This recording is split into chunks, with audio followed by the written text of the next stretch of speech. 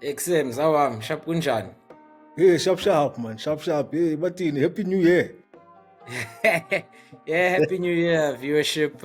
Yeah, it's a big one, man. 2024. Big one for sports and Yeah, clearly a big one for Africa. I mean, the festivities have already started.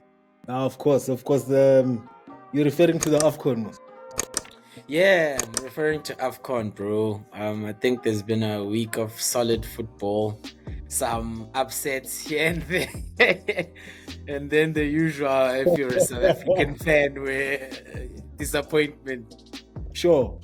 No, but it's been a good start to the year, So I think already we are catching up to the sports content for 2024.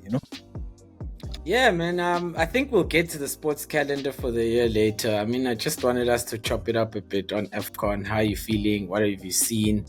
What can we, like, in terms of our analysis, share with our viewers and how they can engage in the chat? Mhm. No, look, man. I think it's been a frantic start to the AFCON already, But a lot of people are excited by the fact that it's not the usual suspects who are dominating. Ivory Coast has had a good start to the tournament, but the big guns are being cut down, by the so-called smaller nations. So The that for me is exciting. the proverbial what's it called, English saying of the tail is wagging the dog. Sure. But I mean, look, if you look at, I mean, I've been speaking to a few fans, but it seems like the bigger nations are all suffering. Upsets here, drawing there. There's a few scandals. The European players versus local players, guys coming to the tournament late. So a lot of fans are upset. Like the Onana situation is not. The Cameroonians aren't too happy with it. So I'm not sure how that's gonna pan out. Ah, my brother, to be real with you, I have this thing, but Hmm. in terms of organization, Africans, it's not our strong point, man. And when I Yeah. say organization, I don't mean organizing a tournament. I mean like how we run our households, man. Because the whole arrival of players late, scandals of the whether it's the chairman of your FA, or it's money and bonuses being Sure. negotiated on the eve of a tournament. It's literally like the same script every single AFCON, be it the women's AFCON or be it the men's AFCON or the juniors AFCONs. We always seem to find out emapepeni or on mass media, certain country FA doesn't know if they're gonna pay bonuses, or they always those things, or flights. I mean, which countries' flights did they nearly die on their way Sure. from? So it's those things. Was it Gambia? Gambia. The Gambia had a bit of an issue. Yeah. Gambia in their plane, there's not enough aircon, people collapsing mid-air. So yeah, man, we need to work harder on our administration, bro. It's just so sad that the very first thing Yeah. you have to see before the festival of football, you seeing trouble. Yeah. Sure. Yeah.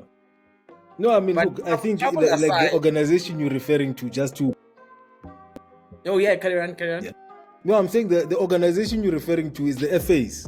So the sports organizations, not we're not referring to the actual organization of the tournament. We're just saying that each and every one of these, the various FAs has their own troubles, and they should look at improving them so that the quality of football is also affected because people are disgruntled. You're not getting paid. You're not sleeping in nice hotels. You're not eating nice food. There's all those elements.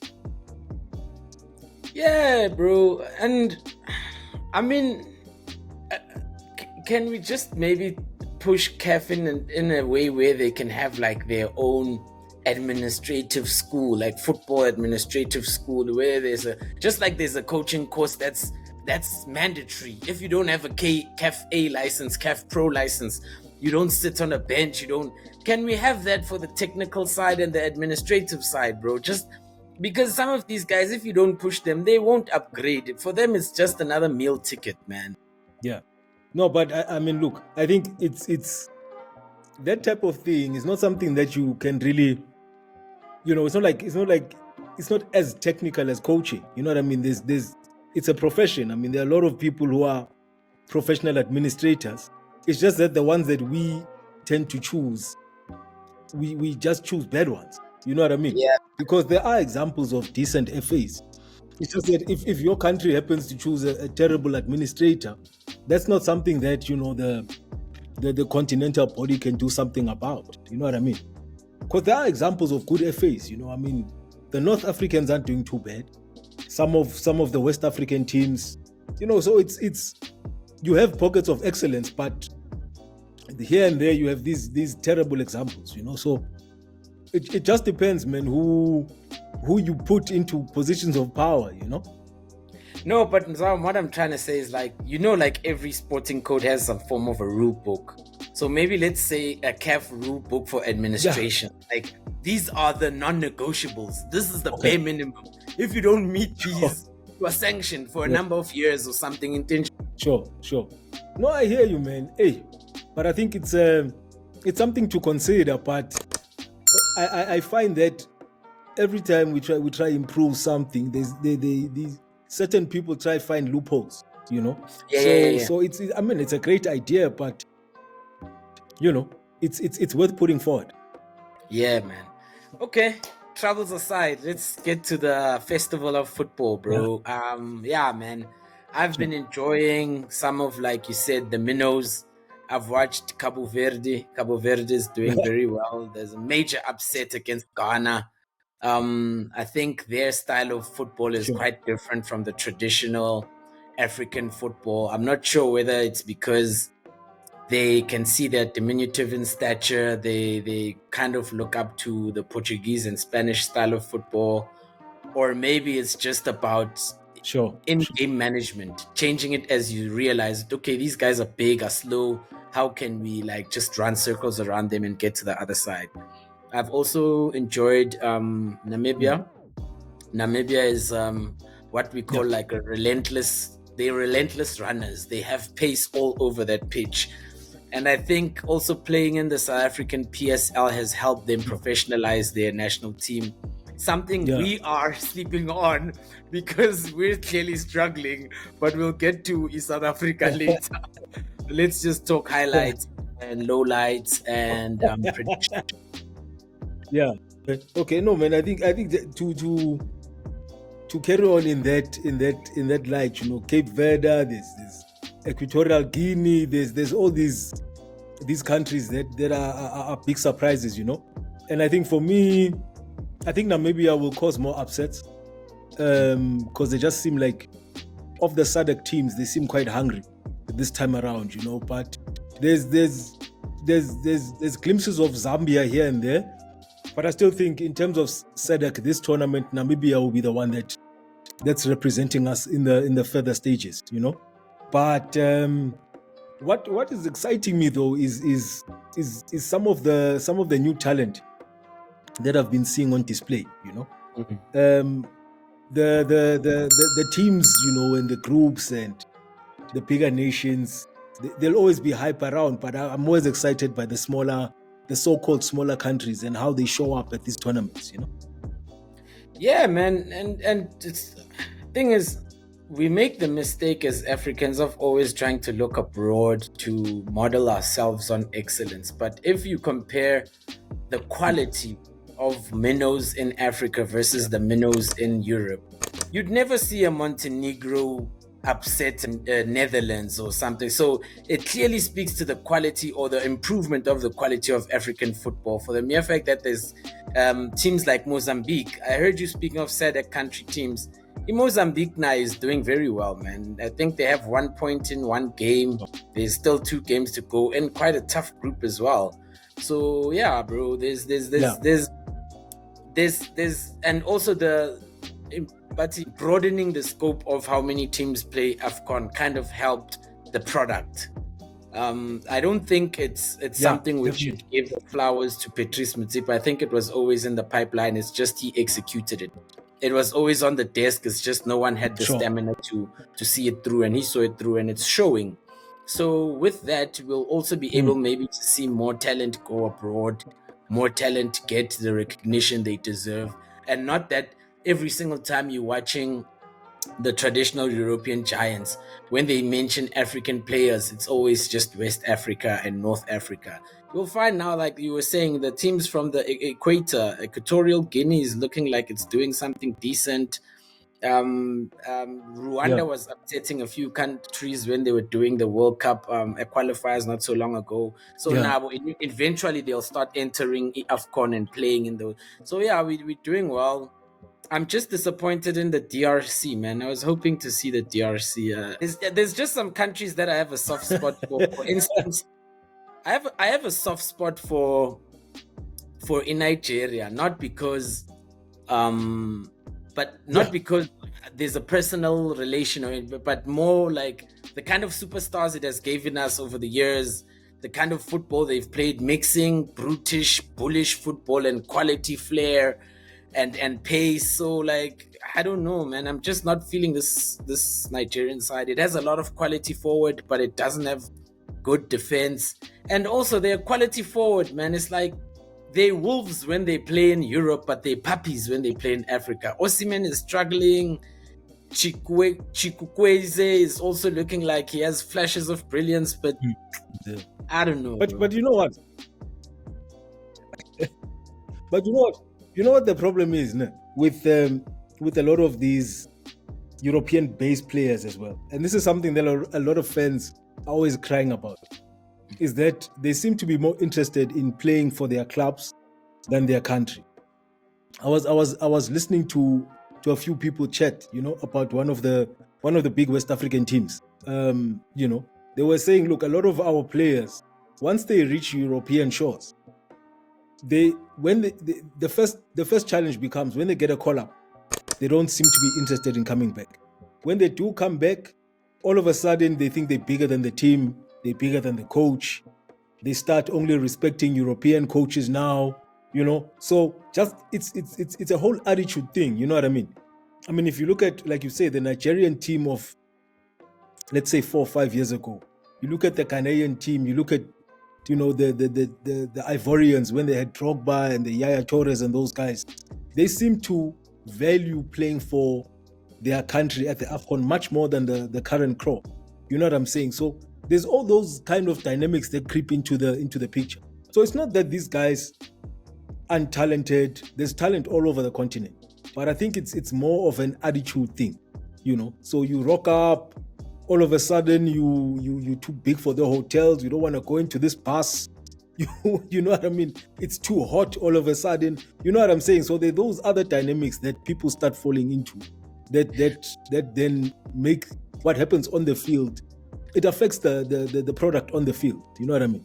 I will take that and raise you in a sense of, you've actually mentioned it because you're more savvy in the administrative side of things and the business of sports side of things, and I'm more on the pitch and liking how it looks and all that. But what you said is like, once the paycheck is there, and because the money issue is no longer a problem, you don't worry with FA. They'll tell you we might not pay you for these games.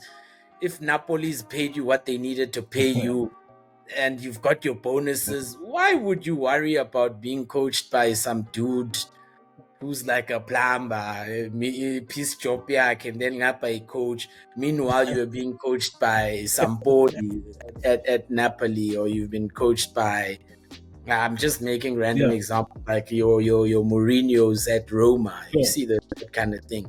Your mindset changes, bro, and that's kind of why some of these guys use AFCON as their trial. They show what they're capable of, and then they go overseas, and it doesn't matter anymore whether they come back to play or not. Because scouts from all over Europe are at AFCON. They will want to see like 16, 17, 18, 19, 20-year-olds. And if you're in your mid-20s and you can do a job in Belgium, you'll also still get a good gig, bro. So it's that too. It's just about, I think also it's a cultural hunger. Yeah. each and every generation of every country has had a golden generation, and players who are like, I might be winning Champions Leagues and whatsoever, but I'll still come back and play. Yaya Toure is a perfect example. Yeah. Yeah. Didier Drogba at Chelsea, perfect example. So there's Yeah. always those Yeah. kind of generations where it's all about the football, it's all about the pride, it's all about like still representing where you come from. Even right now, Senegal's current crop, I think that's the best Senegalese team I've seen since 2002. But I see them more hungrier than Yeah. the 2002 group. And the 2002 group were playing all over Europe. But this current crop, they are in Europe. They're not playing for the top sides, but they're like middle table teams. But almost all of them, almost that whole first 11, they were in Europe, but they're also at AFCON. No, but I mean, look, if what you're describing is that there's different elements. You know what I mean? So I'll use two countries that are both big. So let's use Senegal and Nigeria, right? So the Nigerian team, when they were coached by the late Stephen Keshi. Yes. Now you are yes. coached by a guy who used to captain the team. He's well respected all over the world. You know what I mean? So there's a different way that you relate to your coach, because there's nothing you can tell him that he hasn't been through. He's been in the biggest leagues. You know what I'm saying? So similar to Senegal now, the current coach was the captain of the very team that you are speaking about. Yeah. And what he's done is that behind the scenes, he's brought back a lot of those 2002 heroes to be in and around the team, because a lot of these youngsters now looked up to those people and they respect them. You know what I'm saying? So Senegal is getting it right behind the scenes, and you can start seeing it on the field, you know. Whereas like the Black Stars, for example, the players don't like the coach, some of them. The fans don't like the coach. You know, it's just turmoil. You know what I mean? So there's you And need there's to also get that- there's also the backroom right. there's also the element of fans and team kind of clashing heads at Ghana as well. You see it; it's quite visible. You hear some Ghanaians that clash the team, You look- and then yeah. If you look at some of the content online, after they lost the first game, there was some footage of fans rushing into the team, you know, wanting to beat up players, and it's just a toxic environment in the Black Stars camp. You know what I mean? And it doesn't look good going forward. You know, they need to do a lot of changes. yeah. You know? So, quick question: outside of West Africa, North Africa and Central Africa, Yeah. who have you seen the most improvement of? I'll just give you mine. West Africa, I think Senegal are still favorites. Ivory Coast are dark horse, but I'm not seeing them past the semis. Nigeria and Ghana are gonna crash. Even if they get out of the group stages, they will crash. The North Africans look like they're not having a good tournament, man. Outside of Morocco, either this whole dynasty of that previously you've been good and we're riding on previous achievements, it's hurt Tunisia very much, and it seems to be affecting Egypt right now as well. Yeah. The badge is too much for them. Those 7 stars on that crown, it looks like it's a lot for them. Algeria, I watched glimpses of their game, but not enough to have a strong opinion. So I would say North Africans, Morocco, definitely. Algeria, 50-50. West Africa, I say Senegal, definitely. Yeah, Ivory Coast will be carried by its fans, but they might not make it past the semis. Central Africa, I don't know. I'm not. I think they're gonna just surprise us, but I don't see them going into the tournament. And then obviously SADC region.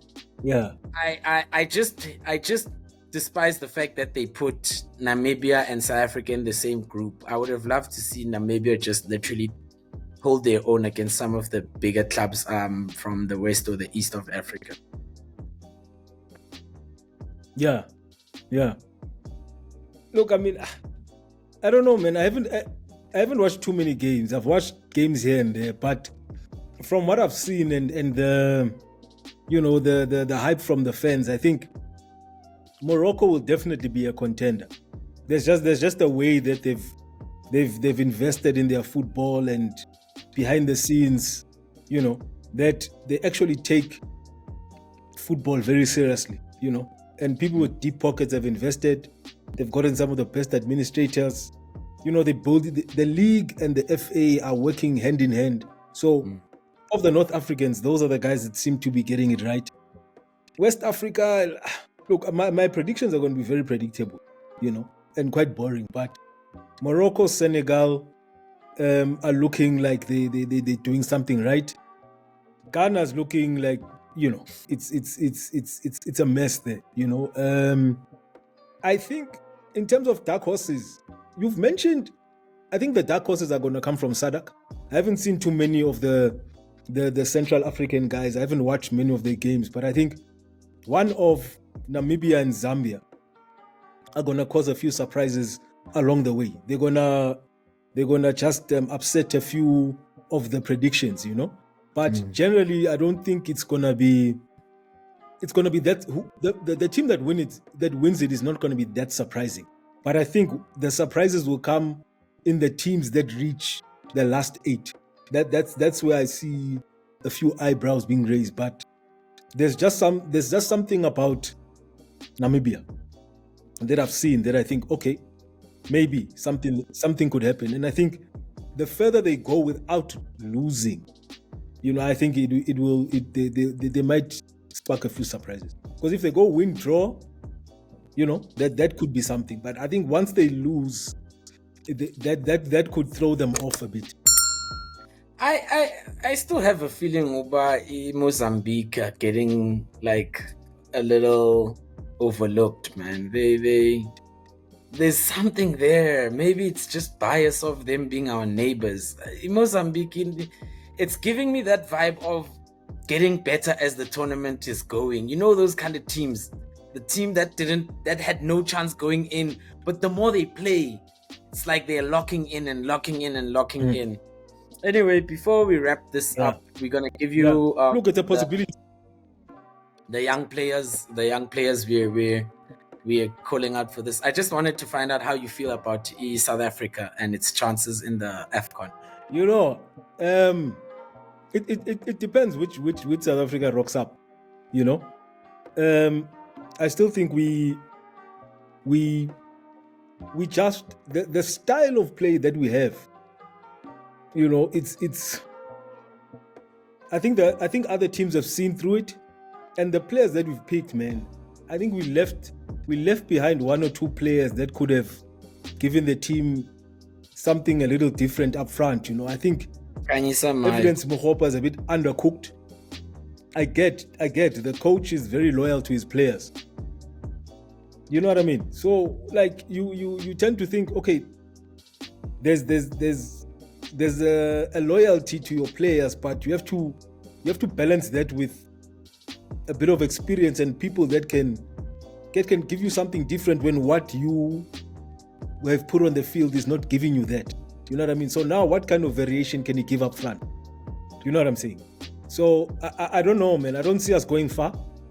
And this weekend's game is a big game against Namibia. And I think the best we'll get is a draw. That's how I see it. And we're coming back home afterwards. Yeah, this recording will be viewed after that game. So chances are we either going to be very surprised and be shut up for a while by the performance of Bafana, or we're gonna be right as usual. So my thinking is we don't have in-game management. I don't know what Hugo Bruce is thinking of when he's watching football. There's no in-game management. It's like you can see there's a problem between playing 2-10s who aren't on the ball, but you want to force it till 90 minutes. What if you try another way of fixing that problem? Yeah. So we can't be on the ball the whole damn time. What if we use the wings? Yeah. What if we stop the whole interplay and play route one? But the problem with route one football, we don't have the big kind of forwards who can hold it down. Yeah. We don't have the personnel. Yeah. Personnel, yeah. So my thing with the Bafana is that they are the black child or the middle child or whatever it's called of South African sports, and it's not going to change until we remove politicians in the FA. So that's my 2 cents in that one. Yeah. No, but I mean, look, hopefully we're wrong, man. But I think the problems are many, man. Off the field, on the field, the players are, I don't know, man. Look, I think just to close the Bafana issue off, the players on the field and what they're giving is the best we're gonna get in terms of the tactician that is using them. I think a different tactician would do a much better job with even the guys that are on the field now. You know what I mean? But yeah, that's the case of Bafana. All right, Mzam. Yeah, let me know, man. Which young players are you looking out for in this current competition, and who do you think will leave, like, not necessarily superstars, but leave the tournament having made a big statement for their careers? Yeah, look, I think I'll give you 5, right? So I'll give you 5 of the next generation that I've been hearing a lot of things about. I'm just gonna list them. So you've got obviously the young Kamara from, I think he's a Senegalese boy. He plays in Ligue 1, and he was the the young player of the year in 2023. And young player I've seen glimpses of him, and he's an intelligent player. A young player of the tournament. He plays in France for a team called. Exactly. You know what I mean? He plays for Metz in France. He's a box-to-box player. I thought, it's just hype. But when I saw him play the other day, I could see, okay, he can hold his own amongst some of the best players on the continent. So that's one player who's getting a lot of hype, and I think he's only building his reputation. The further Senegal go, the better he'll get. Because also in and around him, he's got players to support him. You know what I mean? It's always good being a young talent around experienced players who can guide you as well. And then you've got a young guy called Karim Konate. He's an Ivorian, 19 years old. 19 years old. You know what I mean? So the thing about this kid is that he was signed at 16 for 3.5 million euro by FC Salzburg. So that's quite something, because I mean, Salzburg, yeah. Maybe. Yeah, you know what I mean, the Austrian team. So to be signed at 16 and to have a couple of clubs in Europe fighting for you says something about you, And I've seen some footage of him playing, and he's at 19, 3 years experience in the European leagues. He's got a bright future. You know what I mean? So for now, I'll just leave it at those 2. But I'll give you one more. There's a young Algerian called, I think it's Mohamed Amaru. He's an Algerian, 23-year-old, short, stocky player, plays on the wing, very quick on his feet, very skillful, light on his feet. He's one that you should look out for. I know Algeria is never a team that's quite hyped up, especially now in recent times, but I've seen glimpses of how he plays, and he's one to be very excited about for the future, Okay. Yeah, solid, man. Your top 2 also go in for me. I mean, for me, Kamara. I think Kamara for me was always going to be obvious, because he's the eyes of the world were already on him when he won that African Young Player of the Year for 2023, and then he won at the junior tournament Player of the tournament. With Karim, I think Karim is the problem is the pressure of playing for the host nation. I hope that doesn't get to him, because he's already doing well in Europe, and he's showing potential of not only being able to play back to goal, but also dominate the ball and head towards goal. So that's another what do you call a feather in his cap. So the guy is literally he's worth the hype. obviously, Kudus is Sure. 23 years old for Ghana. I think Kudus was always going to be a definite because we've seen him at what he's done at Ajax and we've seen him what he's doing in West Ham. We also saw him what he did against Egypt. So Kudus was a favorite to be in that young player category. But my wild card is a guy from Morocco Sure. called Amir Richardson. He's a 21-year-old. He's also in France. He plays for Reims, Stade Reims. Yeah. Yeah, he's a midfielder, tall midfielder, 6'4", if I'm not mistaken. 6'4", bro. And that's like a giant in the middle of the park. But he's also very dynamic. He can hold the ball, he can carry the ball, but he's also got a good pass on him. 21 years old, we don't know how far the tournament they're going to get, how many opportunities he'll get. But I'm saying for me, that's a player to like. Just look out for Amir Richardson. That's my guy, bro. Sure. There's one more guy before we go. What do you think about Cassano, man? I think I might not be pronouncing his name right. He plays for Leverkusen. He's a centre back. He's in the Ivorian team. There's been a lot of hype about him. I don't know what you think about him. Having watched both games of Ivory Coast, I think some players do better. Like you were saying, Lento Yobama, tactical applications from your coaches. I think why he does so well at Leverkusen is everyone around him, including the coach. And then at Ivory Coast, he has to like stay back a bit, fight more against the forwards. But with like the straight up football capability, what I've seen at Leverkusen, he's got the Leverkusen, yes, he's got the makings of a great central defender. Because what I've seen of him is very comfortable on the ball. He's easy on the eye, he left foot, right foot, you know what I mean? He's not flustered by many things, And for centre backs normally mature when they're much older. You know what I mean? So at 23 and he's doing well in the Bundesliga. It's only a good sign. But hopefully he also manages to shine on the continent, man, in one of these tournaments. Yeah, man, and also like you're saying, playing with both feet as a centre back, and you're already playing in one of Europe's top 5 leagues, and you're at the top of the table in one of Europe's top 5 leagues. That's a lot of pressure.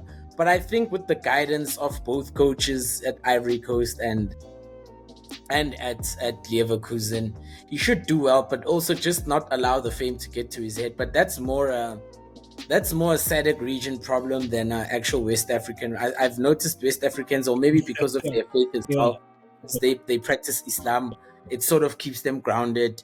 Meanwhile, Tina Smakruvis, the hype and all that nonsense, and then it gets to us when we're in Europe. So yeah, bro. But I think that's my recap for AFCON, man. I don't know what you want to cover the sports calendar for 2024.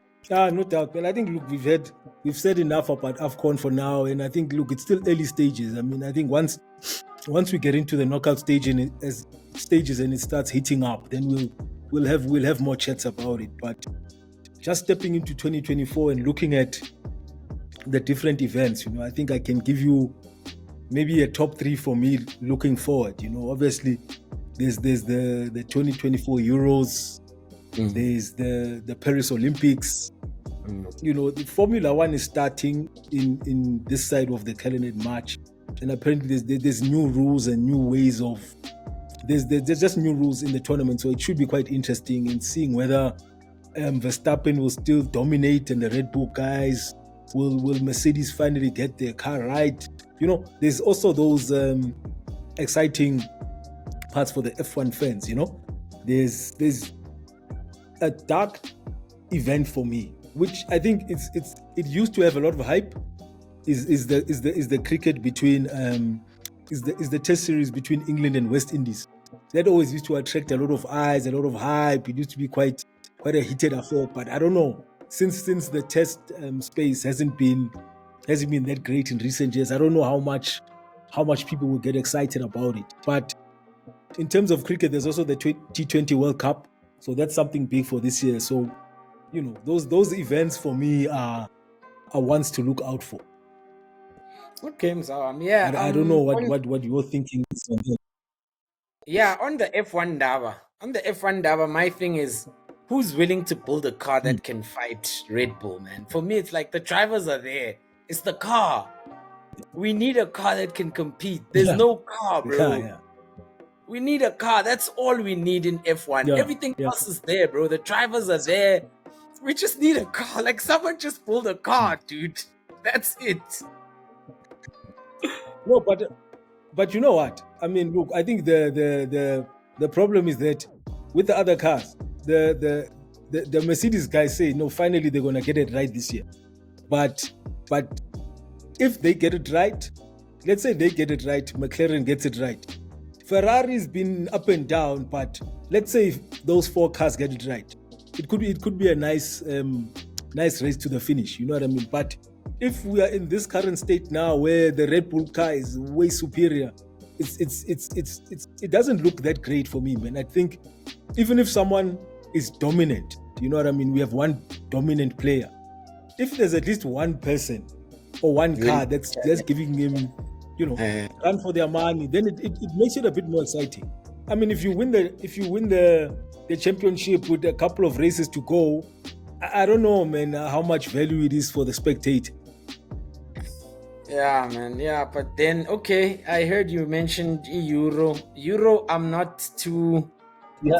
I feel like the whole Euro thing is overly fantasized, man. It's like European football's time of being elite is long gone. It's just that they've managed to create a beautiful product in their leagues. It's the leagues that are attractive, but the national teams are chat, bro. National teams, like the last national team from Europe that was really, really good was the Spanish team that dominated between 2008 and 2012. That was the last good European side. Don't tell me about the Germany that won and in Brazil. That Brazil World Cup was a fad. There was no one who was good in that World Cup. So obviously Germany would have got away with it. But for me, I have 2 more that I think are going to be interesting. Six Nations starts in February, ends in March. Yeah. And remember, they hyped up their rugby teams to win the World Cup. I actually want to see Six Nations post World Cup. I just want to watch. I just want to see something there. Yeah. Because France was so sure. They were hosting the whole thing. They had a good 9. They had a good 10 partnership, 9 and 10 partnership. Their wingers were decent. It looked like they were doing something. So I want to see Six Nations post World Cup. I want to see how Ireland is going to pick themselves up. I want to see how the English are going to pick themselves up. And the English, like, it's a mess. You don't know whether the politics are messing with them. The boys are in a depression. People are leaving the game, coming back into the game. So I really want to see Six Nations and what's going on within European rugby. And then my main one was Copa. Copa America starts in end of May, ends in June. Could be Leo Messi's last one. We're not sure if we're going to see Neymar there. The Brazilian team is also in a mess because they were expecting Don Carlo to sign. Don Carlo is, no, man, I'm a Real Madrid guy. He left them. So everything is just hanging in the balance. No, but wait. 2026 is not coming. No, bro. Don Carlo extended a contract with the contract was not supposed to be for now. No, dude, that guy's contract was ending. Yes, it was ending in 2024, end of the season, 2024. He did a 2-year with an option for a 3rd year.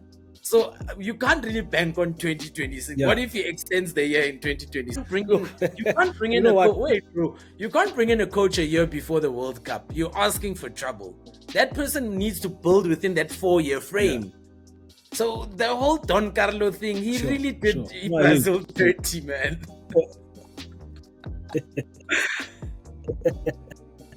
Yeah, you know what? No, look. But I think, looking from the outside, it looks like Brazil is a tough FA to impress me. You know, so I think he saw it from far and he thought, look, it's not worth me going all the way there. You know, I've got something good happening here. I've got a few nice players. You know, maybe I can get if I can get them a Champions League here and there, I'll be fine. because I think that's always the biggest prize for Madrid. So now you're gonna go to Brazil. It's a bit of a mess. The players aren't gelling. It's I think it's too much of a national team. Like, you don't have the players all the time, so it's not Yeah. like you get to spend time with them and craft an identity. You know what I mean? And So I don't know. I think you funny made the enough, right decision not to go. As we're speaking of this, you reminded me Uguti Uscaloni at Argentina said he was tired in the last round of qualifiers. And that guy, he's the one who convinced Leo to stay on for another year so they can try play Copa as world champions. So if Scaloni is saying he might not reach the Copa, what does that mean for Argentina? And already, if Brazil are in a mess, Argentina are in a mess, that leaves a huge vacuum. And we have one brilliant coach at Uruguay, the great grandfather of chaos football, Bielsa. And if Bielsa can put that Uruguayan team to work, you never know what Uruguay could do at that Copa. That's why for me, Copa is very interesting this year, bro. And a lot of people are sleeping on it, man. But I think it's just the time zone as well, man. If we could get our time zone a little bit, I'd stay games, man. But yeah, we'll see Copa, Olympics in France. Hey, man, looks like France must have handed one large ass brown envelope. They've been hosting a lot of things, man. What's going on there, man? So they're hosting. I don't know, man. I don't know. Hey, these things are money too. Yeah, it's money somewhere in there, man. But yeah, Paris Olympics, track and field has been a bit quiet. We haven't had a track and field superstar since Usain Bolt. So I think maybe this year the shine will be on the added sporting codes like football. I remember they wanted to add T20 cricket, but I don't think it passed. Maybe the long distance running might be a big thing because Chipkoge is still around.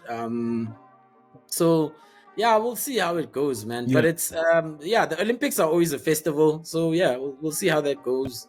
And without Russia, we don't know who's gonna be dominating the ice rink because hey, dude. I want Russia back there, man. I want Russia at the Olympics. It's not the same, Yeah, dude, you need that Russian aggression, man. Yeah. But yeah, man, that's my calendar. I want the Russians back in the Olympics. Yeah, so yeah, I think I've covered it all on my end, bro. What do you have? Anything else on your end? No, man, I've got nothing on my end. I just want to say, in terms of the year started off nicely. So for the Bafana fans, you know what I'm saying? I'm sorry, but I'll leave you with this one. Good luck for Sunday. You know what I mean? Hopefully we'll do the business. So someone sent me a message and said I must tell you guys, you must leave Danny Jordan alone. Tell the ministers not to go into the change rooms at halftime, and you'll win on Sunday. So that's me for this week, man. Yeah, man. Okay, that's a solid one, man. Yeah, thank you, viewership, for tuning in. We'll see you on the next one before Steve starts adding more controversy.